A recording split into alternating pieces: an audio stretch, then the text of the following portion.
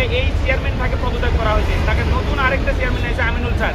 তাহলে বোঝা গেল যে এই যে তিনি দুর্নীতি ঢাকার জন্য তাকে চেঞ্জ করে দিয়ে নতুন একজন নিয়ে আসলো, তিনি আবার কি দুর্নীতি করবে না? তাহলে কীভাবে কেমন দুর্নীতি করলো?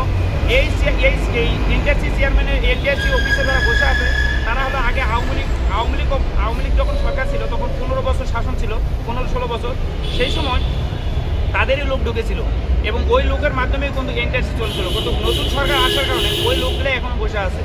তাহলে ওদের কারণ লক্ষ্য হলো যে আমরা যদি মেধাবী শিক্ষকগুলোকে বাদ দেই তাহলে তারা কী হবে, দেশে বিভিন্ন জায়গাতে তারা অবস্থান করবে এবং দেশ বিভিন্ন হুমকির মতো পড়ে যাবে।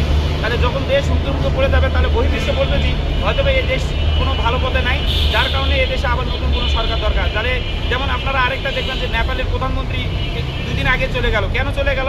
ওই দেশে গন্ডগোল চলছে। তাহলে আমরা যখন বিভিন্ন রাস্তায় এরকম গন্ডগোল করি তাহলে বহির্বিশ্ব মনে করবে যে আসলে ওই দেশে আবার গন্ডগোল শুরু হয়ে গেছে।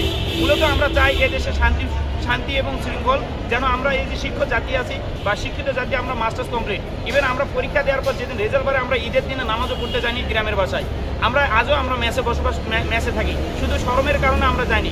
আমাদের প্রতিবেশীরা মনে করছিল যে আপনাদের তো সনদ পাবেন, আপনারা কোনো না কোনো প্রতিষ্ঠানে আপনারা যোগদান করবেন। তাহলে আমাদের এই যে সনদ থাকে বিনা কারণে আমাদের বঞ্চিত করা হলো, এটা